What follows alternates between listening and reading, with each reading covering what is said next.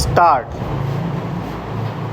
Jammu Division's grid was reinforced by formations from Eastern Command and Northern Command reserves, which moved back once the area became relatively quiet by 2008-9.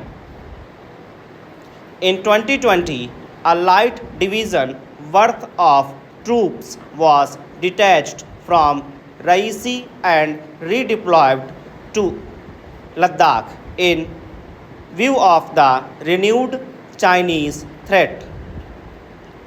Lower footprint and density of boots on the ground means the area is perceived as more doable for terrorists.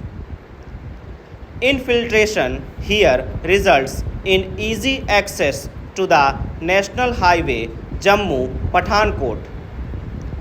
It also allows a quicker melt into the Pir Panjal tracts where jungle hideouts abound.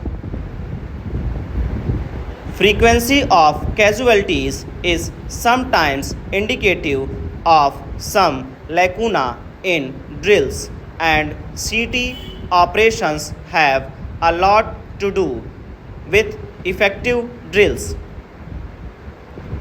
This is not to say that the army has been found wanting, but that the earlier infrequency of active operations in Jammu in comparison to the very active grid in Kashmir may have taken a toll.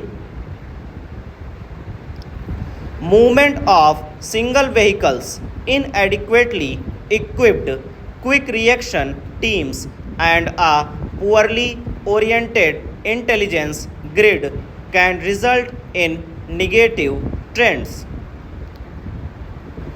This happens to the best of city grids, but full efficiency can also be quickly regained. Adequate resources to reinforce the grid have already been deployed. It should take just one major success of the city grid for a positive trend to automatically commence. We have faced such situations before. We cannot have troops guarding every inch of territory. That is wasteful. Precautions have to be taken, especially in the remote areas of Jammu Division. Of course, intelligence has to be sharpened. Local population has to be taken on board. Village defense committees have to be revived.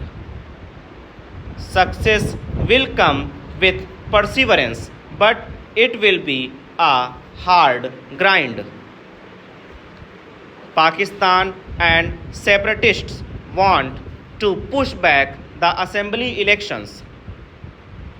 To thwart them, to neutralize the fear psychosis, assembly elections must be held with full determination.